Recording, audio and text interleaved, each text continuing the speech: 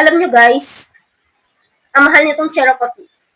Pero, padalawang, ano ko na to, stick. Padalawang lipstick. Para kasi siyang lipstick.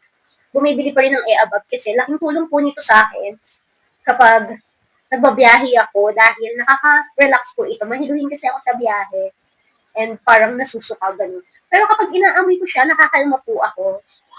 Sobrang cool po ng amoy nito and very nakaka-relax. Ayan, kapag stress kayo tapos gusto nyo na makatulog, syempre madaming isipin, ganto-ganto nyo lang po sa inyo pong sentido para makalma po kayo. Tapos meron yung cooling effect and meron siyang minty, cool, fresh na amoy na ma-relax po kayo.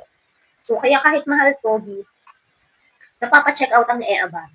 And ang daming sold na po nitong Cherry Coffee na to, Tapos ang gaganda ng mga reviews. So kung gusto niyo masubukan, ilalagay ko yung link nito sa aking basket or di kaya naman ay sa comment section. Yun lang. Thank you for watching. Bye!